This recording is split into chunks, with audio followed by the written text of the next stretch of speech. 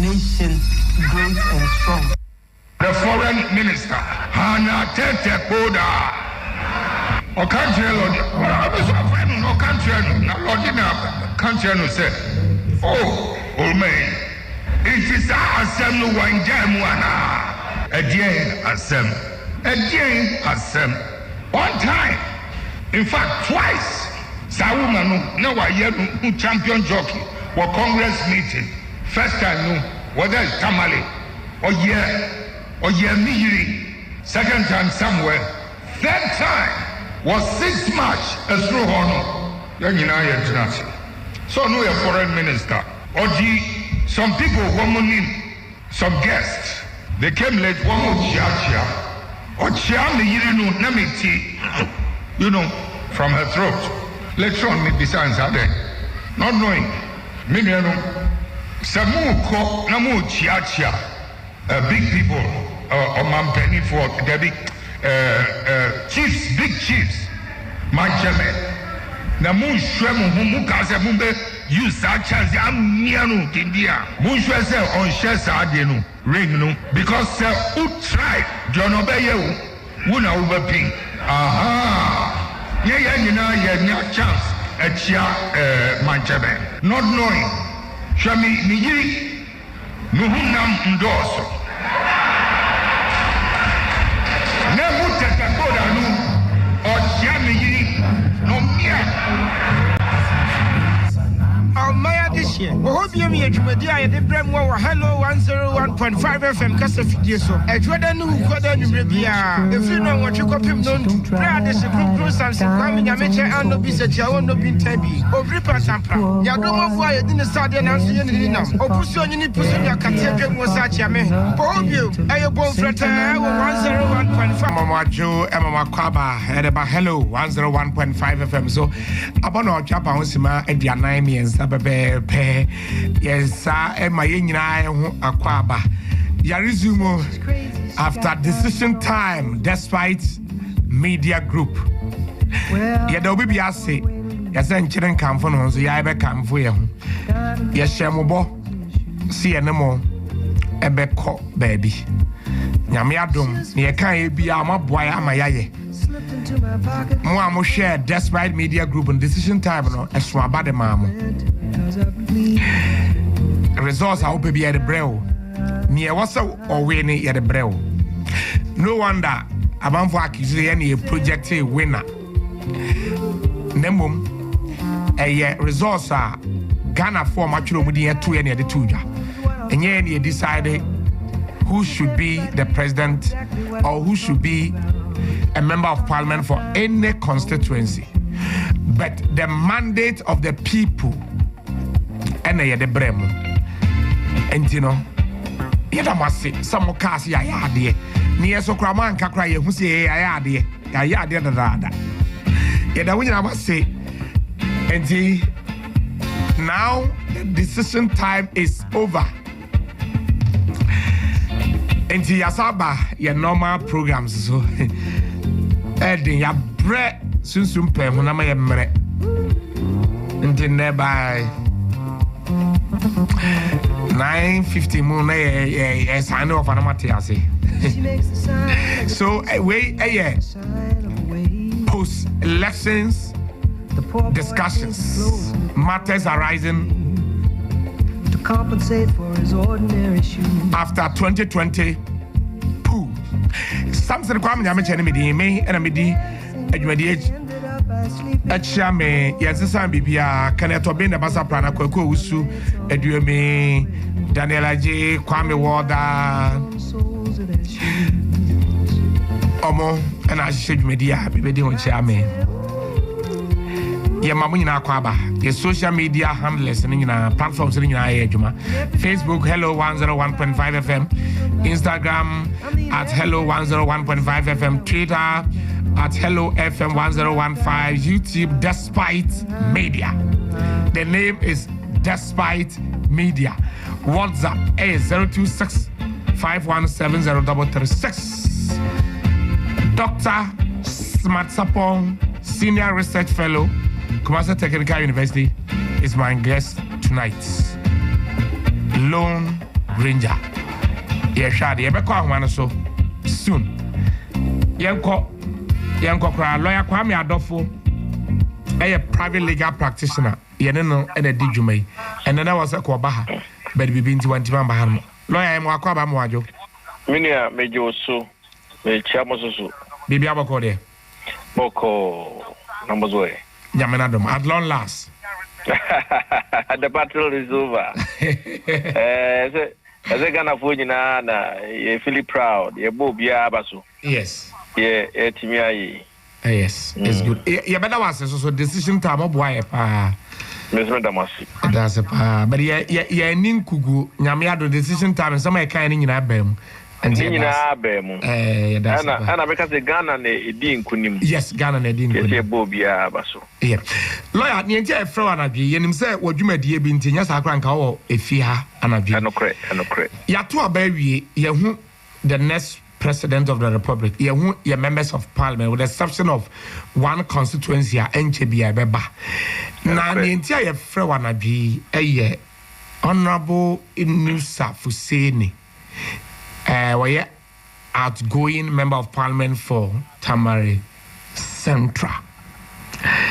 Or say, the presidential candidate, John Dramani Mahama, the former president, Omoyano, and you all urging say, on some ensemble the members, no formal government, parallel government, or a lawyer, or a seasoned politician. Emrana se saying. Many a question part of you. A bit me anka. Meno Casavia, try his oversanya. Honorable Inusa Fuseni. Here has a bit Magina. Sassam no kind of bit Masajina Zubiwana. Abia no kind in the heat of the moment. Maybe our platform, so and maybe he was on TV and he wanted to excite the base, and maybe okay. Now, when you have time to reflect on, maybe a winner, a konya now friend, near his obituary said, because some more kind of a treasonable comment. In a sense, okay, on declare who president elect. Now, want to ni whole cabinet. What do you want? No parties say one. Realistically, we have a legal side the crampon don't change. So what here now or the Nifia Honebe Jubilee House. Now one Kasa cabinet na hifa no be meeting. Na Army Ben and no commander in chief. Police Ben no command. One the best one in. Is it going to be the Chief Justice? It makes sense. And because maybe on reflection, he may walk back on what he just said because it makes no sense. Now let's come to legal aspect. Legally, there can only be one president at a time. And for him to say, on declaring whole president, meaning say we have two presidents at a time. Meaning he's seeking to overthrow the constitution of the country. And that in itself is treasonable. And he should be charged with a treasonable offense. Because anybody who urges or encourages the overthrow of the constitution is committing treason. And that person should be charged with treason. But I'm entering because I said maybe you should give him another opportunity and see whether he will walk back on what he said.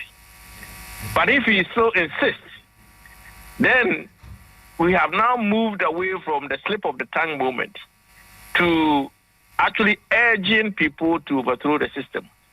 And therefore, that in itself will give a basis for the police to go and charge him with an offense. When you're on a stage or you're on a campaign, in the heat of the moment, you can make certain comments that you may regret after.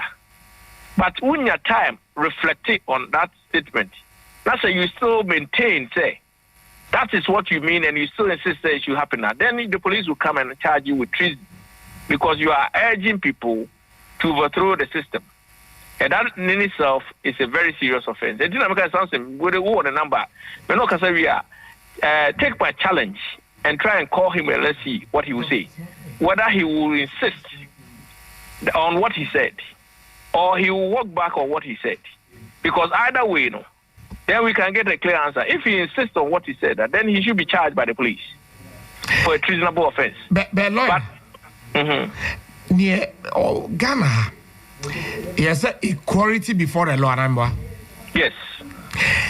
But lawyer, say me, and I will be, I will free me chrome gosh. And I'm who say impo, ebikra any Facebook, and yet TV, and what cast handsome way.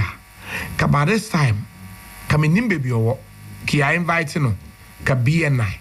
But it seems to me, or so many Ghanaians say, equality before the law I come. I just on paper, in reality, and judgment.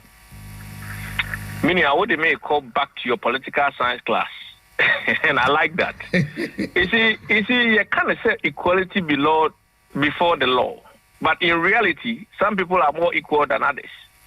With this, when you go into political and what is it called, legal philosophy, you can say there is a presumption or the concept. They say everybody is supposed to be equal before the law, but in reality, in application of that statement, you end up seeing some people being treated as more equal than others. For example, if I say na ohini pes kasiye bi atomra, it's a police beko de abanka ba kwa kugunisa. Tise memino mieno anka ombaye no. No. Yan two and some friend. Ya troll letter about invitation. Yes, so I need you brother report. Allegation be ato so. Nebra be you ano. Ordinarily or an answer in a similar application to an ordinary person on the road, no. Normally they will just go and pick the person up without giving the person any due regard. But when it comes to the application of the law to certain people in the community, for example, for some people, when they saw that it potentially, and I'm using this word advisedly, potentially treasonable comment, they wrote a letter to him. Say they want him to report, to answer. Or they give regard not to the individual, but the stool in which the person occupies. As they say, come and report.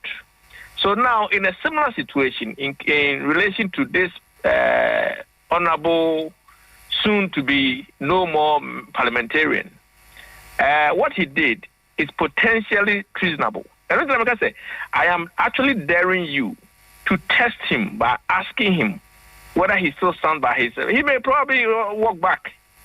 And then that in itself will show say he's not a man after all, because will be a man, he will not walk back.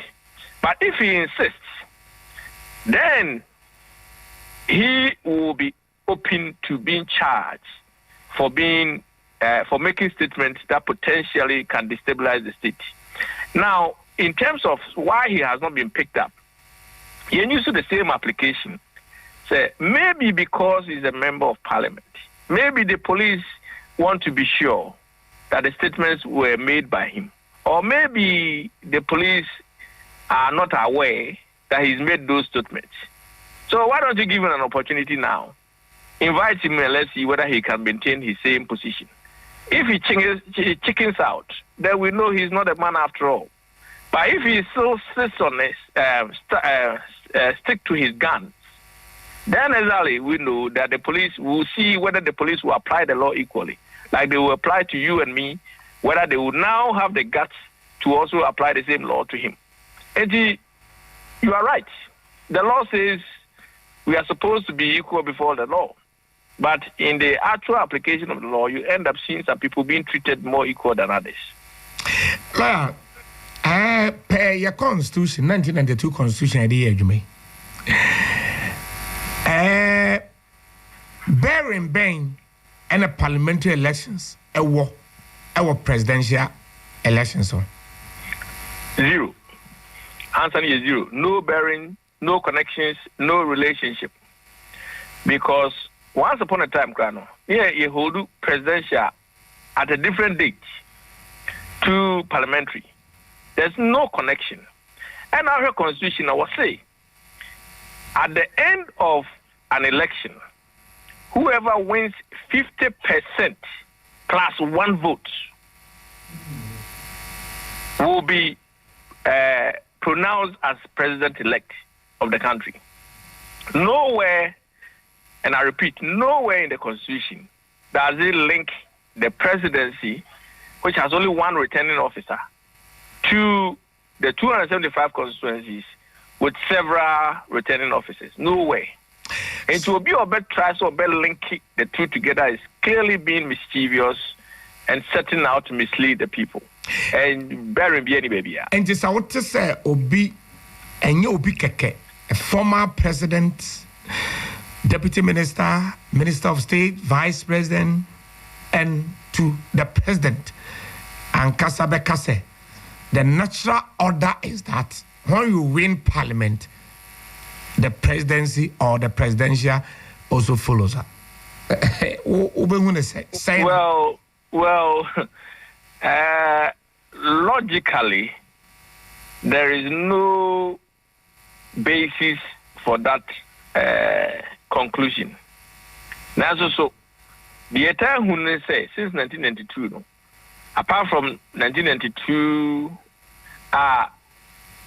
opposition boycott, you know, most of the time, those who run presidency, you know, they normally end up getting majority of seats in parliament. But that is not to say it's an automatic right. For example, what we just saw now, no, you will say we nearly MPP nearly lost majority, even though they clearly far more than few percentage points won the presidency. Yes, over 500,000 votes. Over 500,000 votes. And there is no direct relationship to say once you win the presidency, automatically you must also win once you win parliamentary majority, you must automatically win the presidency. But you see, you have to understand that political statement some people are seeking to push. They used to say, we won, and I remember this one was 2012. They used to say, NDC used to say, we won 8 out of 10 regions. But in reality, it has nothing to do with, because Ashanti region, for example, councils has over 7 regions.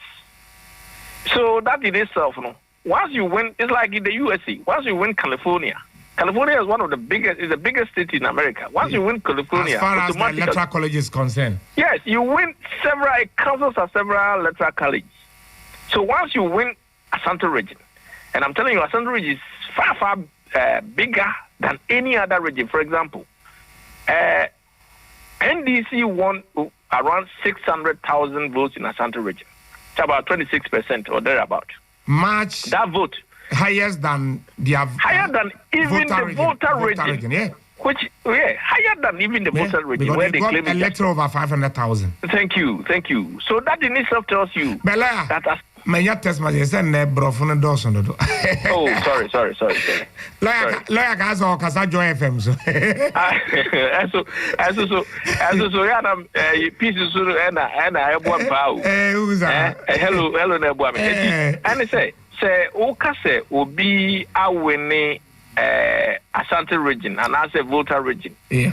And that's why winning 8 out of 10. 8 out of 10 regions are. Yeah. Now a sound to say a mischievous to say so a winning majority. Yeah. But to show so Ashanti region votes no kwano. It will cancel nearly 7 regions. Yeah, more than that, more than 7 regions, yeah. A very, very big state.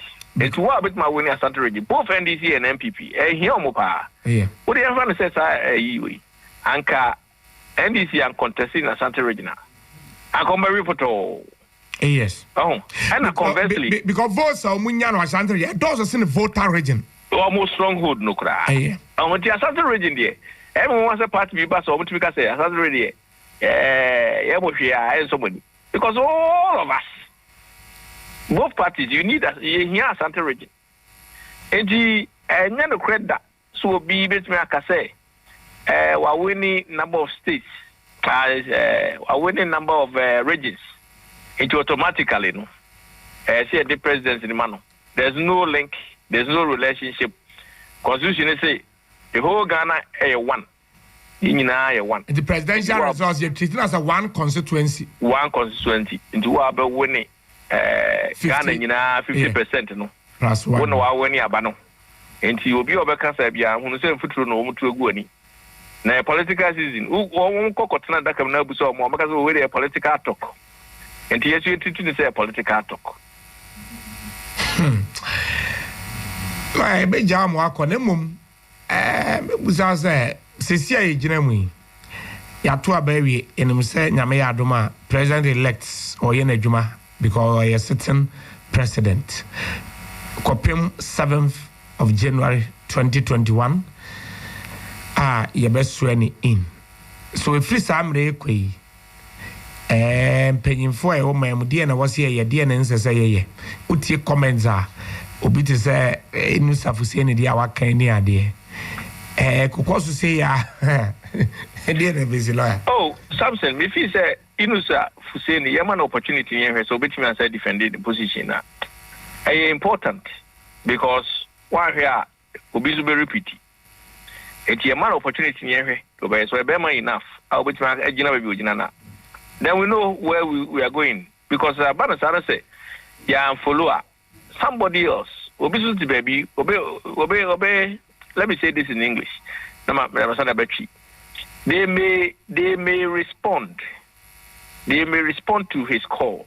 So what I say? Ombe jetum said or kaino and see this so.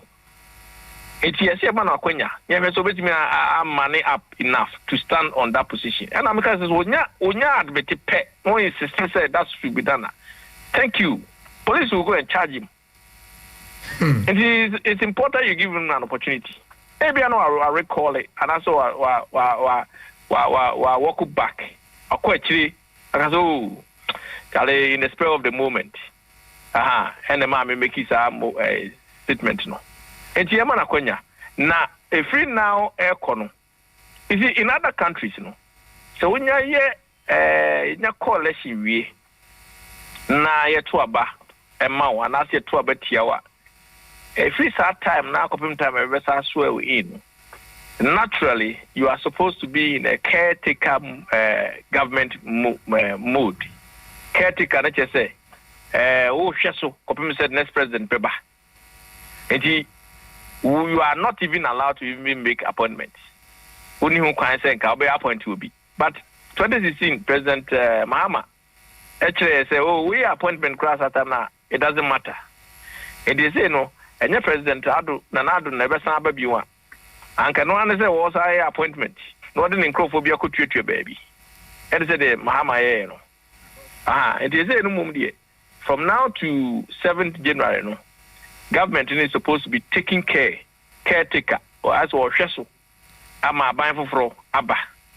And this Abbe no, anka conventional way no. It isn't quite appointment be you, Bokeem 7th January. But of course, the Mahama and into just at to Jose, President Bia was Bia, which me appointment. It is an another obey appointment, Akonya or Jose, and now the President Mahama and into. You better ask you. And as a lawyer Kwame Adofo, a private legal practitioner, our Ghana Otaba Yumedi so, and Yakuti Najuntre. 4 minutes after 9.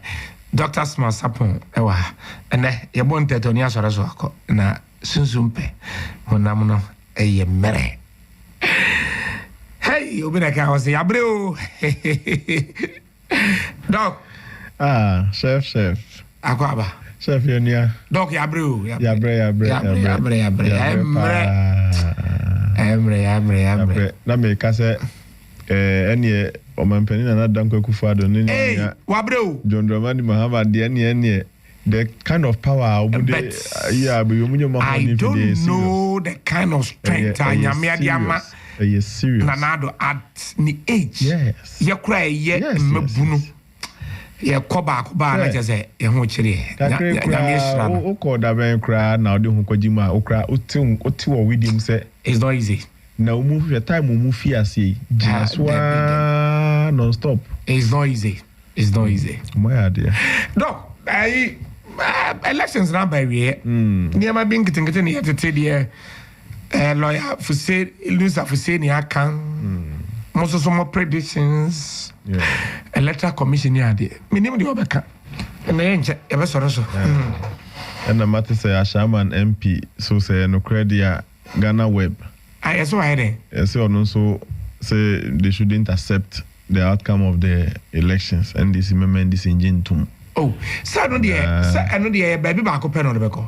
Supreme Court. Almost the 42 days back can be. Absolutely. And the waiting. And you know the rhetorics no Kasabibre no the in fact Trump Biden I can say this year on no CNN no. Or say the politicians don't take power. We a politician na unko jitu miu. Or man for no, it is the people who grants it to you. Or man for no ne desha wonsem.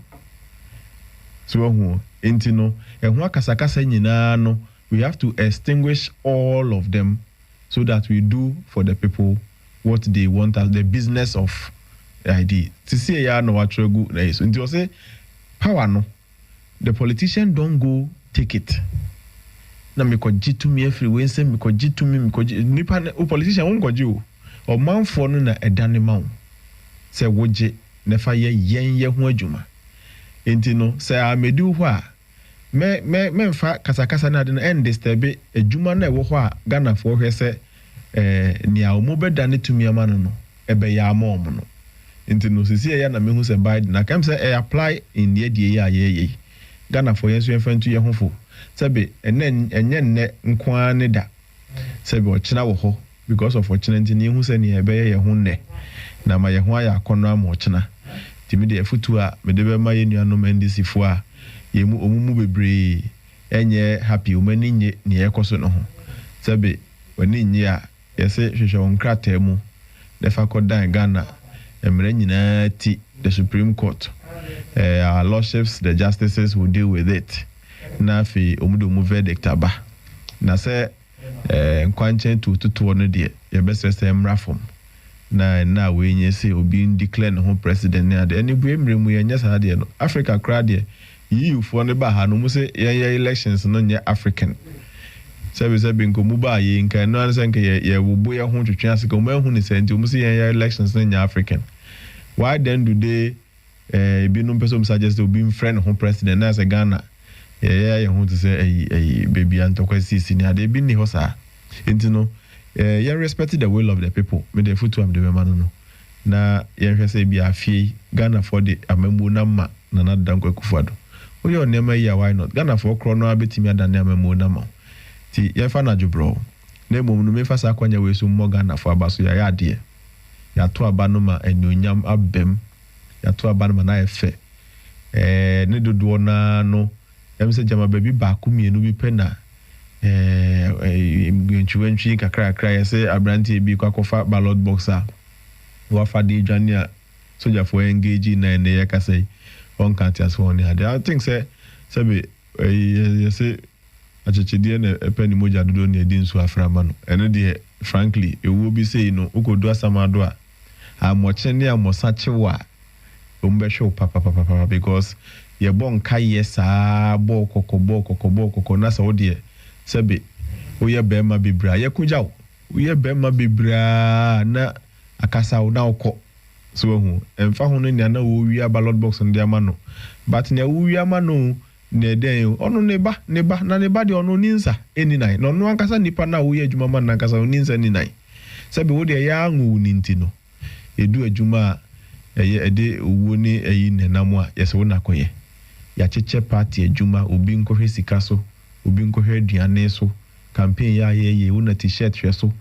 wo de ene say yese wo na ballot box so akona kofa ya mu ya mfa obu ama ohu ya mfa obu ama eyi techima ho ba bi so yese ya jeli obi 3 months bro nya nyina something won bi o konda prison for the next 3 months oh why I don't know ye best Ghana about ye to ya che ne 2 year ka ho anwotwe ne even under the Fourth Republic pe onumo mudi kainom nkroma mo time near the day mo to ma yen ye die kura ye person 92 kura no this is the 8th time something 8th time afie bia so no nyame adom kura media mo adwuma so ya mo ye magana free of charge yes ye niama go for the president around no so provide counter adi the good news is that na me share baby ye to aba no wie ye no emu ko group ye o baby emu frɛ ye lead consultants, professional statisticians.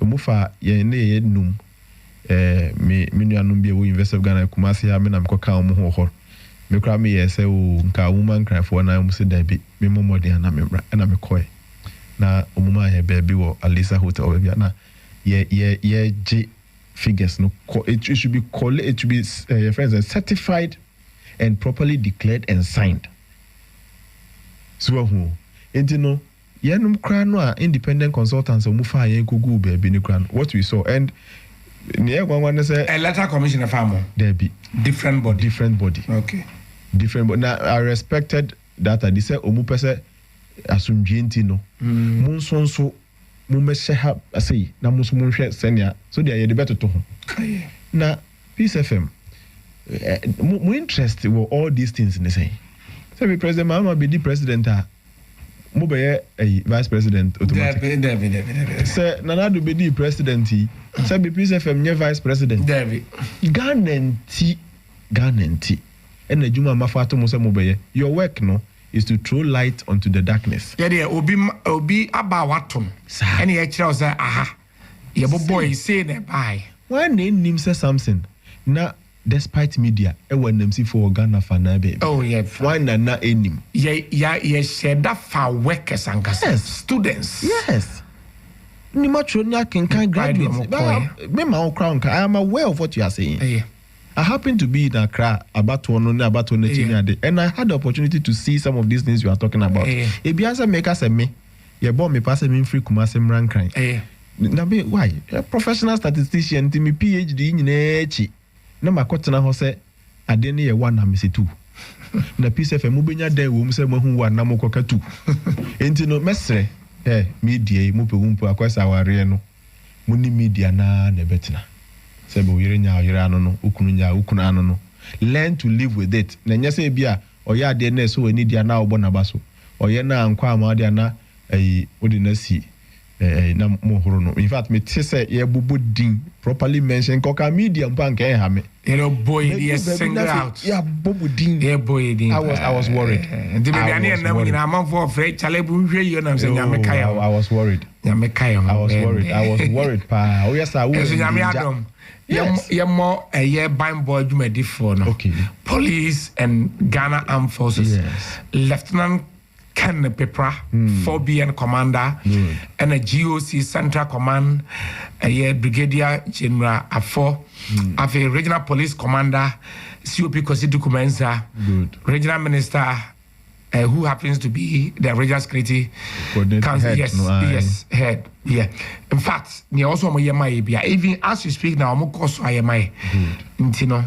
the greatest security or protection is from God. But the nipa ni so kakra bit my idea almost why am I identity sorry to omunyina because do baby time a press conference because we cry boy di no I will be friends say Charlie are you safe and I'm saying nyame ado nyame ne yenam but physical so be try so or ya wan we be di kan ntino serious na me enye ho sa media yi ni ho a wo ho brasa minka baby ya do nka nyeni me kaipa 96 or emu ho baby ya batuo no obitimi ko ja propaganda tum se ene ye NDC fo nko na ekoto aba no entinu ye MPP ni a wonka ho no bi de abufuo na me de NDC fo ekoto aba me defa me ho ba ana ye se MPP fo nko na ekoto na NDC fo ni nyina afo mu ne makọ afuo mu enso na media nti one na nim se dwade beto aba ukoye propaganda obabi kura obi abechirim the media will come and explain ebu beda ho fan enti no me e fan ko media no so na enye media anka the silent majority no anka ho de beka mo asema mom o na wa no obetimi aka bi there obabi a Peace FM na mo kan asem bi mo se oni bie asem obi asem good Yeah, the enuntia na moye na me de I mean yebebo mabaso. You spoke to figures. My come more margin. O de say yeah impo na ka mo come margin impo de anka bega say ma take side. Na mo anka margin. You spoke to the figures as you see na ankasa certify ye. Enti na make say nke betimi aboa ye nyina ye ho if obi sukuta alternative figures or feel say we na ye yisi figures ah. Suddenly I can but omo kire say. Enra mi hu presentation bi na obi say yisi akọ changing the denominator no. Now change the denominator na che say president mama na wi ni na omumie mi figure na dem adi. I mean I am a number person. Denominator u change a na abesesa when you change the numerator. And yes in terms of ratios so better and I be kosoro but its effect is the same. And me must say yes denominator no e be ma me na me di first ma be di second. The be ma me obi nso na o di second na be di first. Be no so nti almost kokotana. Oh, and I know those things will not suffice before a court. Court measure systematic errors, and I say stage by stage. Be a we share. That's what the we share. That's what the way. Me what figures ni na region by region. I'm gonna say I was privileged this time to see a pink sheet for the first time. Emma, we have figure by figure, region by region near there. I mean, it is normal for you. So what is here? What is our more accused? I'm yet to hear. Officially from Broja Jemfi. Is there any more accused? No, say, then or sign Ashanti region there. Meaning what here? I'm a lawyer at the Adawu. Actually, because I am one so more person or more accusing because the Panama. The argument I was there. You were there. Nana yes, I'm a hawker. Baby, I'm a tea. Any baby, I NDC 14. Na me ben wo mo krase ne MPP baby ana me tem fa na me tem medal mfimfin but na me closer to NDC na broja me hu broja je vinya ne ye adwuma enti broja ye madamfo enti me wura wa me hu na ana me chia no so chef at say me chef ano frame eh ana me say chale you ye nyina didi nkomo enti me hu broja je mfi me hu Dr. Bassett court, you know, Supreme Court, you know, conductor, but fair colored guy. I'm saying no a board member of Bank of Ghana. No hobby. Me who on our Betty mode Idris. No hobby. And me who Mr. Kwame Zu. Okay, secretary. Regional secretary. And I'm saying and there were other two people. Be me ref, but omo mabobo mudi why na ye obi obitima walk over him or her time omo frɛ MPP for me hu lawyer Adomapia o sticker by be sticker no oba ho wan tenem oye no sa akoye but lawyer Adomapia any others be ho omo nhyada nye no na yi bet omo no once omo fa professionals ni ade to no munyina e wo ho me ko ho kwachia omo because chia NDC for obi ara minim na e broja ti me broja didi nkoma time omo frɛ say omo mrambe sign letter commission ka say omo wie 47 in fact ya try ho che baby a delay of Finso South because now returning officer no a ode ba no na of information at and said no said traffic you know what check the NSO offense watch check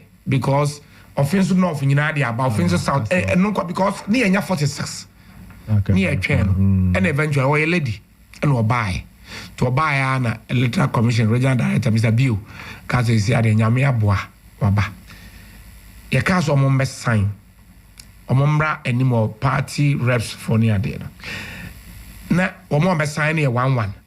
In fact, they are a goodie in the end. This forecast no nipa 2 and because to call no money MPP for agro just say I was shocked just so good diagram say I mean say lawyer Adomapia and then penyin back when this was now yes nipa back come na we and eventually we nyina decide say broja mum and then yen na obi to say bet mode former attorney general come on senior member of party, Dr. Bassett, or a lawyer, PhD, ni.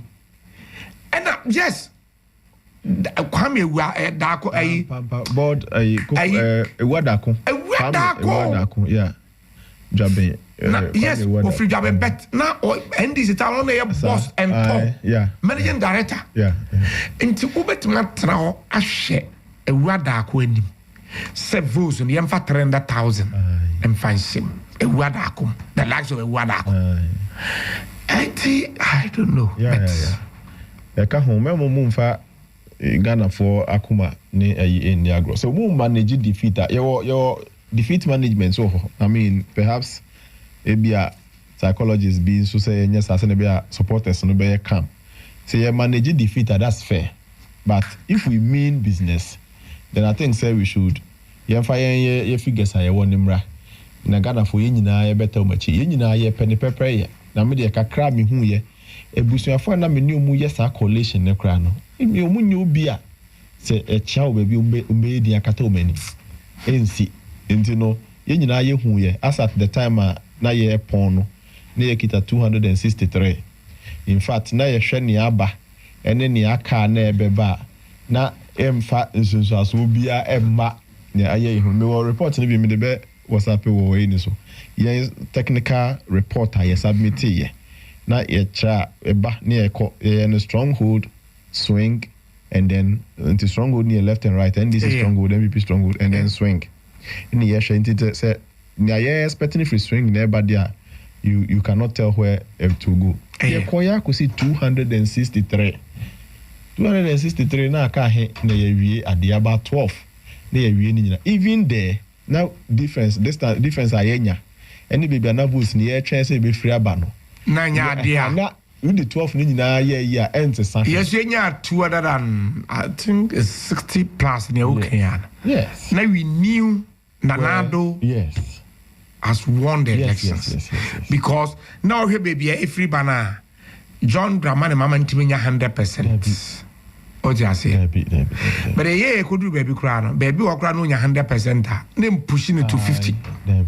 Them pushing. If you run off crown pushing. It's true. But to be frowna o can officer wo na wo de o ya o na parliament am say parliamentary election results ye fan can presidential parliamentary ni dan baby and ye ka presidential and they were so e be fine granted why we need parliamentary but the yes results ni e de bobo e be presidential ho hwe because be na e ko to na ba and we decide say constituency we Metwa my MP way, but Metwa my presidential candidate way. So you can check it. And say banana man for a figures and no money say, oh yeah, kakra. Doc. So be between 500,000 votes. On average, okay, your constituency in a population is about 26 to 27 constituencies. Yes. And what they be too. 2008, your court third round, Messi they send a winning elections. I think they 40,000. Yeah, 40,000. Less than 50,000. 40,000. Yeah. So we are not talking about 100,000. We are talking about 500,000 over votes. Yeah. Baby, so Opa, I heard 2012. The difference between Nanado and the winner, John Dram, and Mama Sane do 500,000. Now you over other 200,000 or 300,000. And you know, that is the beauty of democracy. It's true. What you are saying? Even see a call runoff. You call runoff 2008. Yeah. And you cause a time just a call third run and suddenly decide.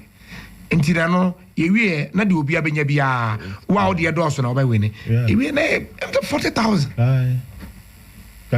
And yet we live in this country. Of course. Because that's the constitution. No. So, Adain, BBNC fund the eyes, okay, but a couple. BBNC. And I think saying this should be happy, say, Umabom Humodi. In fact, Umabom Humodi. We have Santimante Macra, and now we can only lawyer more discussion. So, to me, to about in Obi stronghold. Enya Dodo saying, Impo wow, stronghold. You should be happy. I mean, if you are no free. But I will say, in doing this analysis, Ebi Obi Oha, we end this in it. But still, officer, vote and a votes.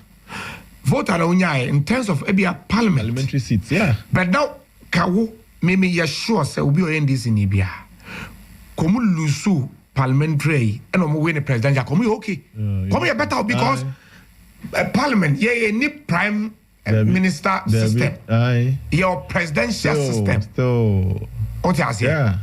And you know, omunya 600 and something thousand. Voter region omunya 500,000.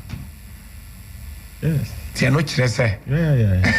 In fact, there's some who about the next elections. But the Omuye DM so Mudim pa Umenya ni Umedi. But enkechi so far Ubia enye inusa fuseni asemi DM say the better baby. Ashama MPD so no, but the baby DM say enkaye me bi oti rom so anko makwache no. And me I said 2 legs good. 4 legs back, and now 4 legs good, 2 legs hard, Jenny. Good. Hey, boss. Yeah. Okay. Merci beaucoup. Yeah. O mama yeso yenkra to nie. Baza. Abru, ya na bone enko. Where's the abru? We been na mu keke I'm sorry so enko. Sao. Ya bre. Sa na mambo so la tu. Kenka. I also your word. Okay. Ya pa sacrifice fie and what dia be wasabe wo mamu nyina kwa bam na mo boy dwuma mo ya de pa Dr. Smart wo so mo nkoso a mo research so na good. Mo nkoso a ye research sei na magana etimetumpon akona ni mo pa wo se na do nukuru wa wani ade de nipa na wani anu awani enya afi na wasi ndizi for be ya de bia was na we are proud of you we so di free crispo fufuo and wadi abain was na NDC afo nukuru nie masa mon kama kumantum yam na de the resource na ba ye frencham easy ya de mansa nyina bona baso na mos de bain oh was so wasam nya da because we asi nyina tan na so mwasam na nye de ade ne simple ye koye no ade no mo ni nkunim MPP ya woni ye nkoso na nko anim ye simple pa yes boss yes the MP elects the member of parliament elects Dr. Kinsey Nyako. Okay. Quite so. Wow. In fact, what they better and further particulars. Yes. Mace won in 2008 by 39,000 votes. So less than 40,000. 39,000 votes. In 2012, John Dramani Mama won by about 300,000. Nanado and MPP conceded. Mama should concede and emulate examples of Nanado. To that exact figures, whatever. 39,000. 39,000. Yes, but that's the beauty. That is the beauty of democracy. Sir. That's a simple majority. Democracy, you know, a majority rule. Majority is one. Or the B2 crana a majority. Case closed. So majority rule, no, and say 100%. It's a majority. And it's all being a 50% that. Being a 50 point something. Who won't be a 50%? Or being a 40 something. And you're a minority. Or to the mechanism. Tiena, young should be. Or just to be in Western from 2008, 2012, 2016, 2020. Won't me and Cassa way the least votes. If 500 plus no. And I make us say Ghana ni woman young church na man fontiasie 2008 the late President Mills won the election by 39,000. 2012 his excellency John 300,000 won 300,000 and now over 500,000. And now to say move on. And I was to say, case closed. Yeah, that's it. You are and now for Crispo, who feel the other day, but was the NDC, Nukrumuni, and Nukrumuni, more agree with the resource, then no one of young queen. What I say, someone say, Montiasia, I will call to Dano Hall with the Entumu cry, the BAB, who beat me alcohol, and of a teacher could do. What a pension soon with Deb was yes president Mahama Nukrumundi at the end of the time no I aspire we into no crowd no I was a call retirement na simple na just will be a coin no see we say oh a man for say well no dear 2024 besa ban dear ekono kwa dia nka trase na afoforo so ento aso wase bebo abema obeye bi wedi fi abudu damani bechem ma wani so ene odi abose same congress munu mpenifo ma bo adwuma nyankopon hye mo pa sentwefo wase munyina ma yadwuma afi we pa enti oboga na fo abaso no abo mampani abaso na afi so Tano South enso MP elect enso Nabo Benjamin sechere wonso so abo na baso wonti e Ghana 4 more years for nanano aye adwuma pa obatampa wojuso onwe ene odi abe was the people of Ghana and ya Santama Kasampa Santama Kai ya to abanu bum pa na ne krumu nya nanso so ebebe ne ni ahwa ha no ahwe Ghana so ama Ghana etimetumpo afa no to mapa de mfira wasena nado nyankopon insha won kwaso ena wedi fi a champion ko Gucci Electricals edi fi Atonsu station wodi abai ena zame o mampani da JM ena fi ye NDC ena yo wo ne krofo NDC vo nyina ne krumu nie se wonom ewo evidence court ho we nya afi na mkam krofo gu abonten ese mo kwa abonten ko ye bia we ye bia asam ne ye kwhye tai mo se o meja pade se kwan no kwa wasi anu ntimi mwaye ena wodi fi masa wudu bantma ena wodi abai wasi Ghana fo nyina we don't need omampani as president JM ebiem the biada SBA obaya se defeat and as the beno any ade no amamu no ko nanim ade 2012 see wie ya na do accept defeat and wode ko Supreme Court se still na amamu na ekozo nye no ano no nti we accept ya still amamu ye bekoso na do wasi nyankwada we fi oyibo buaten edi fi atwoma ne bihin wode abai wasi all indications so say ekire pefi ese omampani JM no krum ne emato na yeto ye no we ade no ankunim na ma nti bia so bebo abon ho so be sa babie mu dia 2024 omo abon ho na fe nyina yenhwe abodi obiom so number 1 ene wodi aba assemblyman no ene wasi ye do chupo nyankopon ase for peaceful election now wodi magana wasi Ghana force ye conduct ye obi ampa ne wasam yesi obi a person ko snatch boso no kwaji ne hutu ene wono na sempa ene wakwaji ne ho sejemina ne wasi e mato ne yasumjipa free fair and transparent election wasi Ghana ye kwani mu pa ene free Johnson edi free eye enyancha no dia be wasame wasimpen fom bo adwuma nemum ade o kan se awmampani ma nani nkurase akwa ho papa fi we efi se ekurase ni se biu efi ekurase bana sintinwo ne nyina bomfutura masa unkoka nchense onkoye kampe akope emato bia wo yemfiu woni free hello production team enso se ye bo security for abaso papa o meso ya dia body group radwanom ene ye prosia komianom ne ye wusunia Adams nom woma jade papa nyankopu twediampon wonhya mu nyina mkoso a no mo ban pa fa mayen afi prusi akontaka ho ena afi wonso ye se befi ewodium ena wonso dia bei wose welcome back same wonum krofo nyina na wose ye peace we Ghana ye hia somdwe pa ena wo chese ye happy birthday emfam komowura Augustine enkroma so checheni wose Louis High School we di free you rekodwantwi Roman Hill no dia be wazranado adene won wenen si so kase obe won first round na nado be won what do mampani da JM etiko beka form empowered na ka form na afedie ba assembly wasi ade no de NDC nyina ye nuanom munyi ntum na afeye nkwanim simple we di free teacher kujo tepenya so eno dia bay eno so wa look onabu inusa obialo ye nipa ukazim say na wo 2012 ye chemu mama nka no enke no masa we nye chimpe bia zimbia samawia eno ano no simple ye nyina ya magana ye ntimi nkole me eno ano no wasi kudos ye Dr. Smart Sapon wasi odun kro for research no mo ya de mu nkoso ana mu komanim emfa mo ye ena de di wie no ye gabi behina se no wadi aba wasi good evening same wasi the NDZ on hwi ya de mo ye nsa bio mo am nkrofo mo ye o mo collection centers wo Ashanti region ya dem mu go mo ni masio mo pese mo chese adwuma no manye ni ya na wasi yesa na nye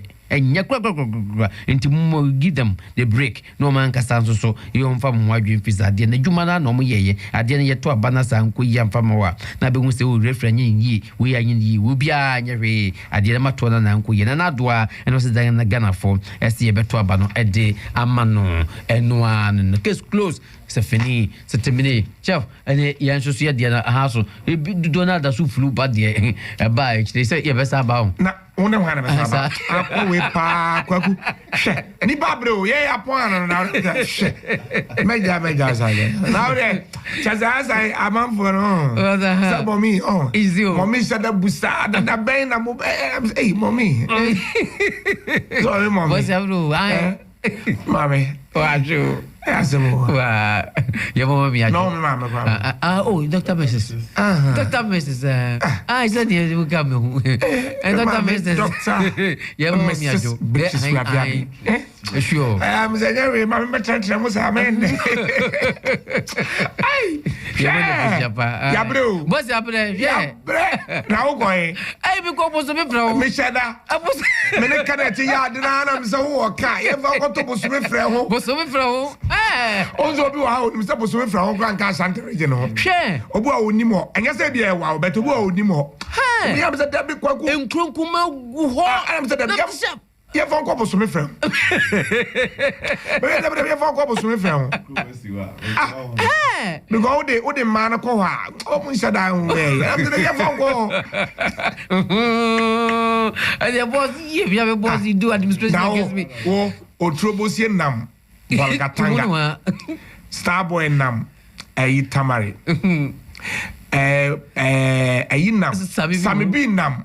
Nadori Kalu. Now what Tiano was away. Beton. Yejuma. That was fun. Deputy Yejuma. So ope say Edumanu Yenia. A drus had near my way enter man. And the South comfort zone. It's true. I was so cold baby. You could see a dear. You could see a dear. Kwakumi. Because of me rule in the Adriana Ashanti region, Kumasi is very critical. Otherwise, election be one come Kumasi. But Ahanosi is so critical because do baby a resource, no. Or be like do baby says ya baby the idea waha. Because you bought whole central near boy yani here bibi waha. And and you will be there was say otherwise, you do my near add the woman no.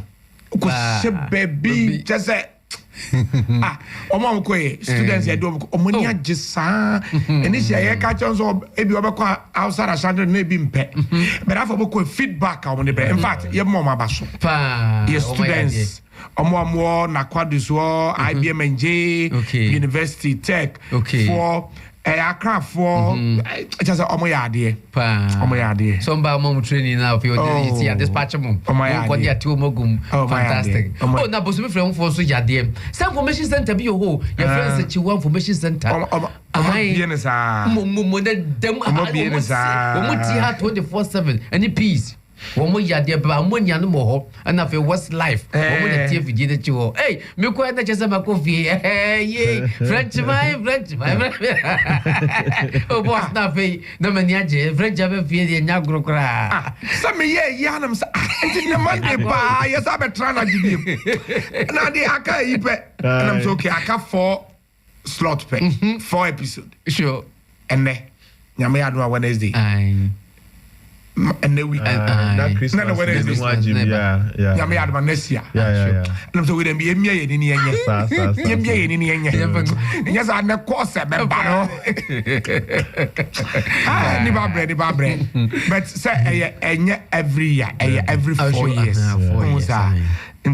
yeah so but when them say yeah to abana and Dr. Kinsley Nyako ne papa etofom oh yeah papa etofom ne papa etofom and you want person yes oh yeah Chazawa officer ex-sergeant Emmanuel Bamfo Nyako ne papa nimpon you are Dr. Kinsley Nyako ba Chazawa victory no well you're managing here because na easy and na easy on your 74 years na nyame aduma ukwiara we ya 16th and a na watwe da no oh hey kwada so ya okay Eman Academy School Park behind Pentecost Church kwada so okay and you know 1 week yenko na 1 week no yes ex Sergeant Emmanuel Bamfo Nyako said Dr. Kinsley Nyako Nyako and okay ne papa nimpon onya 74 years wato akrato ndi ye nyina yenko ne papa who ne victory no and no ni na nyame de like it ja gro be ma o niema afa na ni on from 2016 ba on jale afa na ni se nyame amo a refi anka nipa ho a nkanye nyame wa boy refi Dr. Kensinyako niema wa fa men kan ya doc nyame chichiro we so ni niema to me kai say me David na me say we delegates we na we win here now ma me call no go here kwada so here so mention here okay na obunyi nyina na yewira ho because nyina yewira sema totun bet ni nyina nyame nim de oye the Dr. Kensinyako shedding ne be kan say kwada so ni obia yenko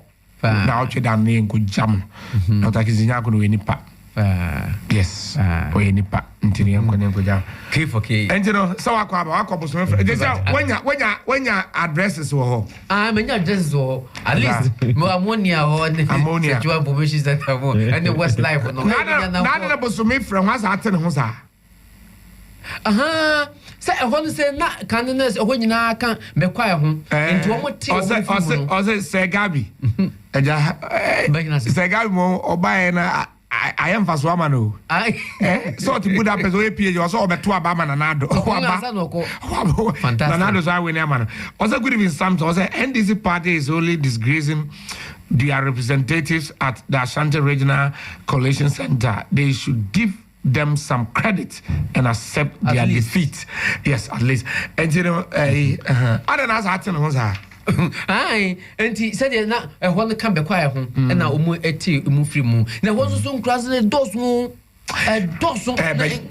monjim fa goma na boboso kaka ma bre minti na bre on the Facebook be kind na yampo na doc nye brief e ne yampo it is 6 polling stations 86 ai na ujina so nkron kuma na kwano de esiwa ho ho no woni esiwa ne capital no na udidi de Ajana medidi na udi fufu na me se amonya pam ko di fufu na ya de ya bre ba di didi oh ya bre didi ade da mutie so just bia nyame adom ne no omna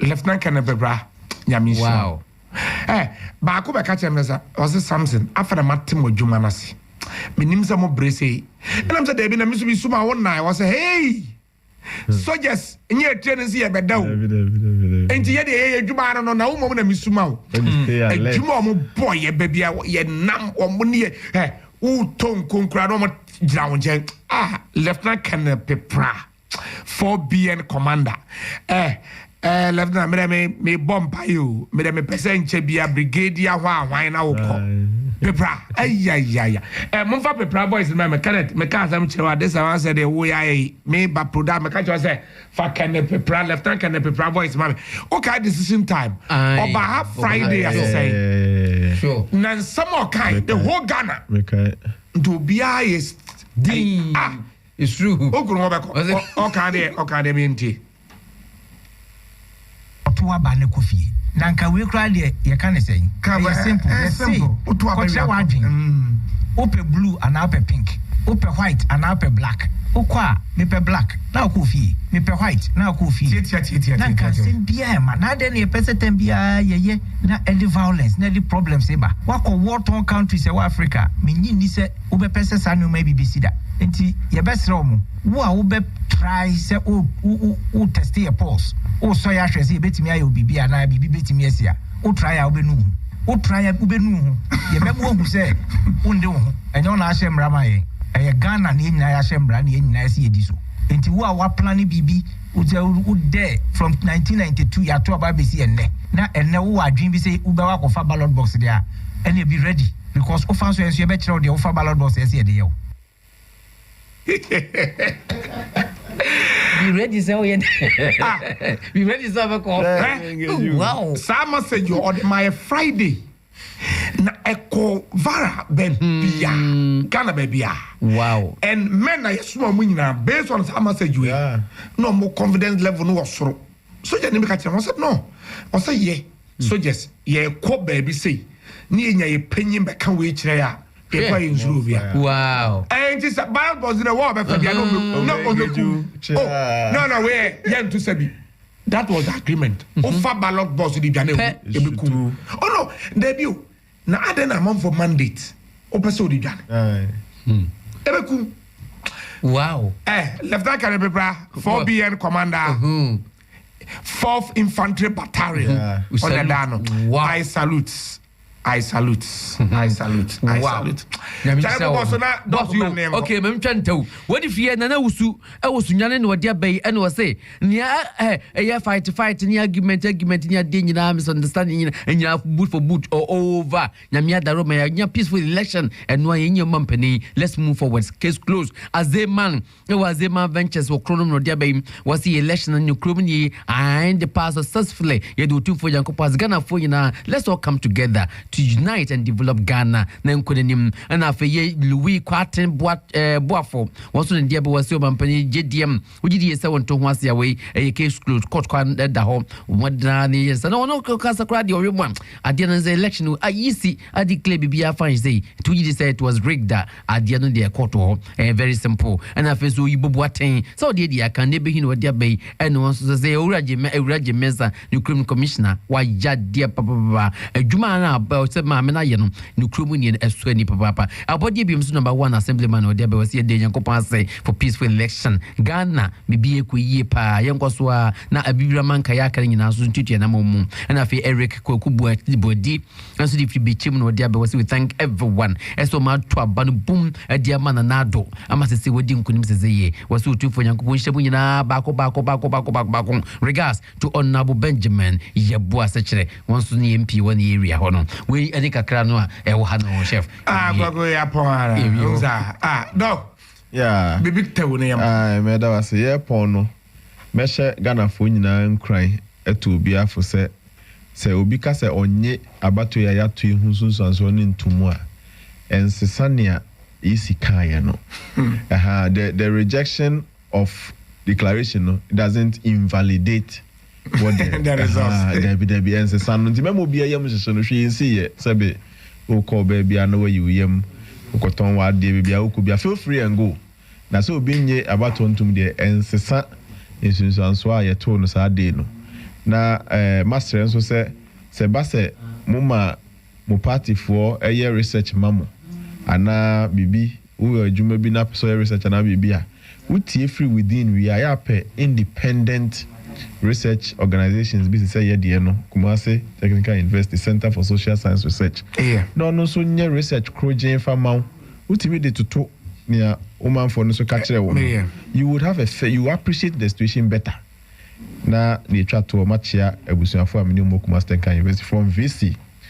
Professor Osei Chama Odin the birthday. Wow. Professor Osei Chama VC. Odin the birthday and I see. Party no me sure say me say ye TBS party baso prof. Ye ma awodapa. Esre nyame nhira de ma wo ne mpanifo a woni mu di birthday Kumasi Technical University ne nyina no. Ye che obi bia che adwuma ye fo ne nyina so Samson. Doc, yeah, that's why. Yes. Dr. Smart Sapon, Senior Research Fellow, Kumasi Technical University, and researcher. Or yeah, survey, getting to a election few days and the two and you know the predictions and so sanity say moi movie say sebi researching here pa we nya stomach a research ni bi where research papa munti ya dana se pa Dr. Kinsinyako ya ma shede nyame adom akuere be ye bakwada so papa 1 week ye nyina nyame adom a obo ade ne yesere so ma enkwatente ni apom de beba me ma me Dr. Mrs. Beatrice Afia there Peace and Love Hospital Breast Cancer International say doc shede o ma yako obia so Hello FM on behalf of the production team, everybody here, Kasa, Dr. Kinsinyako, Yamo Shedi, Yamo Yako, Prophet Collins Kwame Kese, Great Glory Ministry International, Papa, Prophet, good evening. Prophet Isaac Kwame from Pon, CCC, Mema, sorry, Sofo, Associate Pastor, Reverence for Papa. your head pastor CCC papa yada simpai bobo mae nyamenka ho ai yada wase nyamen shapa ne CCC asofo ahodo nyina yada mu nyina ase prophet Paul Donko Bantama CAC yada ase Reverend Ofosu hine Jamase Presby yada swai yada mase asofo ahodo Prophet from Paul Manson, Assemblies of God, Quarry Truba. Prophet from Paul Manson, Assemblies of God, Quarry Truba. Papa, Madam Sewai, the Mayama Ghana, dear. Empire mo boy, and Yamie T. And Damunina Mase. Pastor Brobe, John Brobe, Whitechapel, and just any software doing in our meeting woman. And I'm a Pastor Che, Harvest Time Bible Church, and I'm a brother, Harvest Time Bible Church, I could see Eastern Region, Jacob Wame, Munina, Yadamasi, Yamin Shamo, Yadamasi, your godfathers and mothers, Regional Minister Simon Osemens, Papa, good evening, Mayor, Kumasi, Mayor, Osayesibe Entry, Papa, Munina Yadamaswai, Deputy Regional Minister Elizabeth Ajamaya Dase, and name penny for Maka, godmothers and fathers in Ohinini, Yamin Shao. And I'm Mrs. Georgina Kwisi, Council of State member. Yadamase, Yamin Shramunina, Moamo Boye, a choir who do Pia Yentimi Momudin cry.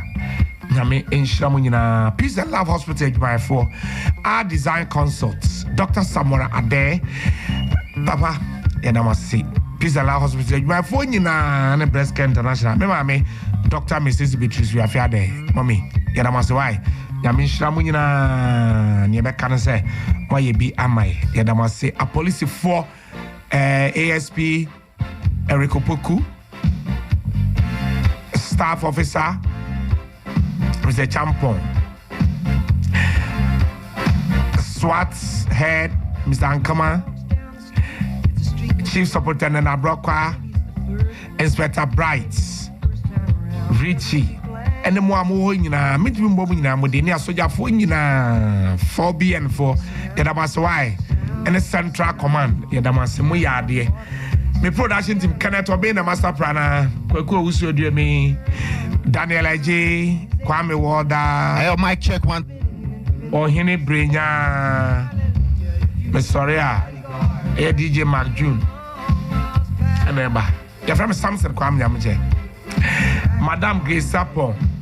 AK sister Cha Medoma for my cha good evening why my free mass watch Shamo Yamin Shamu in South Africa for and I was a Frank Anita Munina good evening. So production team my boy Juma Yamin Shamo my police for Rajwa Moamonam patrols in the soldier for Yamin Shamo Rajwa and Rajwa Nam for Fonina Mokobenina Samson Kwam Yamche Yakram.